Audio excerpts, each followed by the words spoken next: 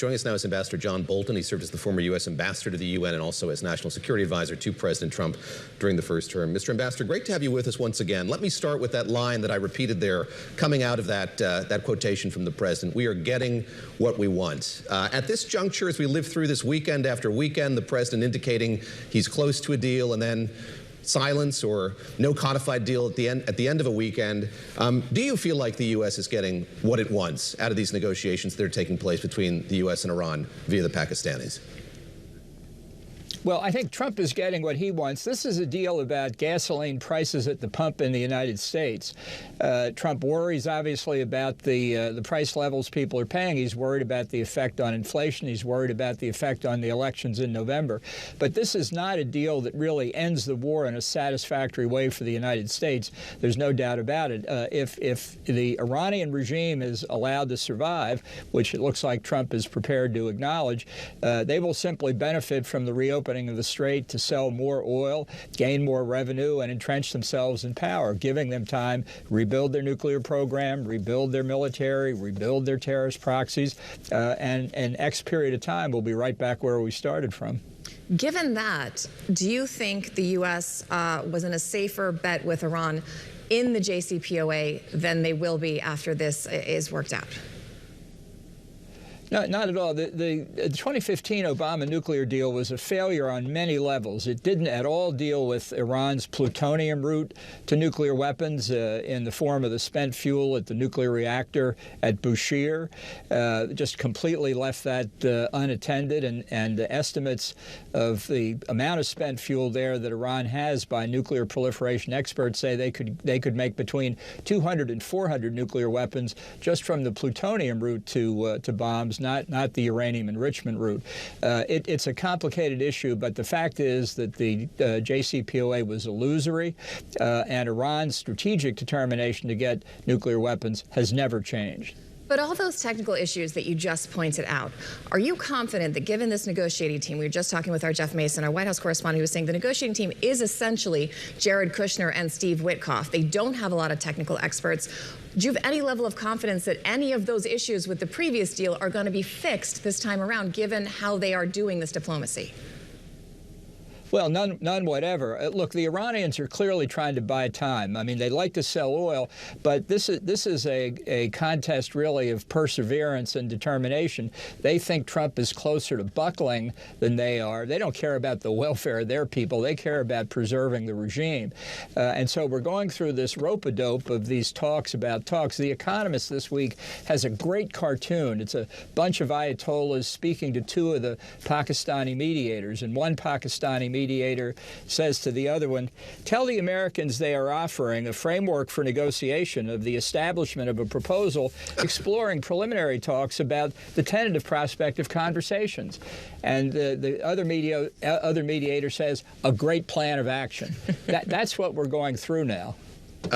We're going to have you read New Yorker cartoons the next time you're on the show. I think that's I've enjoyed that. New recurring segment. Yeah, exactly.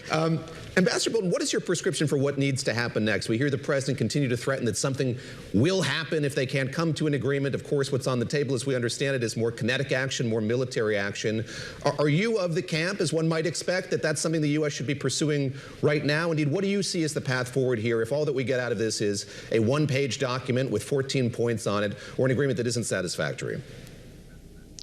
Well, I think there are two broad options. One is just to junk the ceasefire, which I think has been a gift from God to the Iranian regime, and go back to full-scale military activity. If Trump's not willing to do that, I think the minimal that he should do, and that we can do, is open the Gulf Arab side of the Strait of Hormuz to get their oil and gas out into international markets. Keep the blockade we've got in effect against Iranian exports, but using military force, I think that will be necessary. Help ensure that exports from the Arab oil-producing countries can get out. We know from reporting in various publications I won't name that this week the U.S. has been helping carriers get out.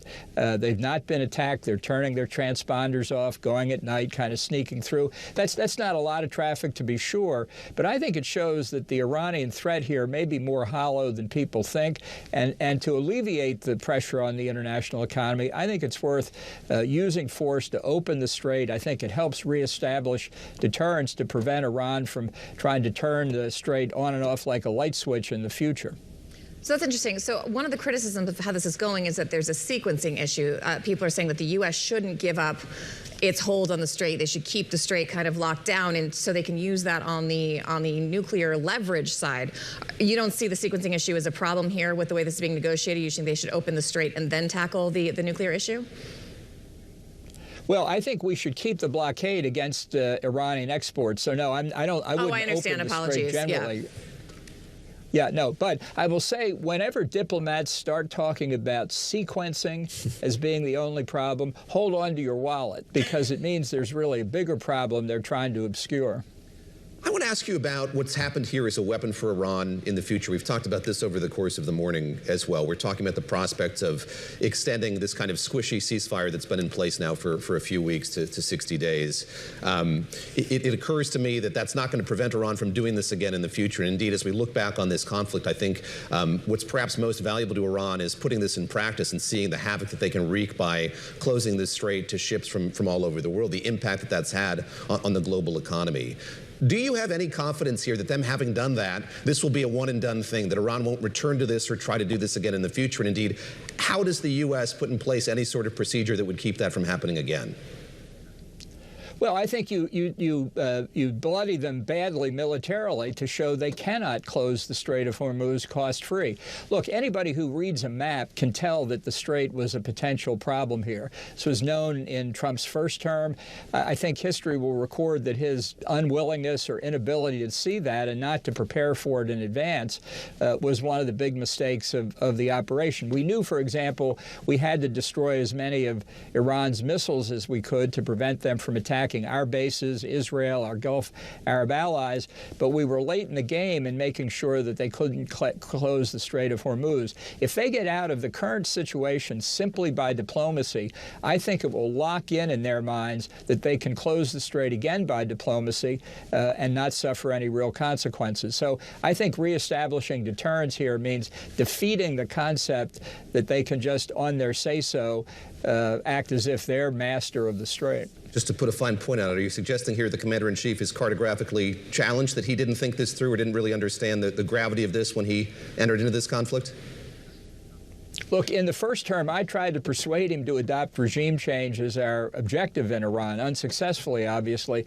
And we had discussions of it. Plenty of people participated. Closing the Strait of Hormuz is always one option that was available to Iran. I mean, we should consider that for decades, oil prices have had an implicit subsidy because nobody did try and close the Strait of Hormuz. Now that play has been made. Nobody can ever be doubtful that they would try and use it again in the future unless they thought it was just too dangerous for them to do it, which is all that this regime in Tehran today understands, that they'd be met by force and they'd be defeated. I want to ask you about that regime, because at the onset of this war, the president was saying that it was time for Iranians to rise up and overthrow the regime and encourage them to do it. Exactly, use that as one of the justifications for taking military action. I have several Iranian friends, some with families still in Tehran. They've suffered under this regime. They hate this regime, but they have also suffered under this conflict, and they do not seem to have the capacity or at this point the will, given what's going on, to even attempt such a thing. Is the current regime more or less the same level of extreme as the last regime, and do you think the president should have taken your advice and either not done it or gone all the way through and try to enact regime change in Iran? Yeah, another mistake that the administration made before the start of the war is they didn't contact opponents of the regime inside Iran, with a few very minor exceptions. If Trump was determined not to use boots on the ground, then you need all the more to be coordinating with people inside who want to try and bring the regime down. That doesn't mean the people going out on the streets on the first day of the war. This regime massacred them in January. They'd massacre them again. That tells you how the regime feels about its own people. But given the destruction of the instruments of Iranian state power that our attacks represented, by working with the opposition inside, I think we could have gone a long way to bringing bringing the regime down. But we didn't consult with them. We didn't say, how can we help you organize? What resources do you need? You need communications, money, weapons. What do you need? That requires planning. It probably requires time. We just didn't do anything. And I think we're on the verge of throwing away a great opportunity for more peace and security for us, for the Middle East, and God knows for the people of Iran. We got a minute left. I want to ask you what confidence you have in those who are advising the president right now. I imagine you know some of the principals here, be that Steve Witkoff or Jared Kushner. You've interacted with them in the past. Are you confident that they have the kind of strategic know-how or sense to improve this situation that exists right now? I don't think they understand the kinds of trade-offs they're making. For example, one of the most controversial aspects that's still very murky in this deal is whether the United States is going to unfreeze frozen Iranian assets and make available to them other resources. I think that would be a huge mistake. It's one thing to provide unfrozen assets to a real government in Iran that represents the people. If we provide this government frozen assets, it will entrench itself still further. And I don't think real estate brokers understand that that's what's at stake here. It's not about economic development in Iran for that money. It's about re-entrenching and enabling the regime to stay in power. That will be very bad politically for Trump if that's what works out.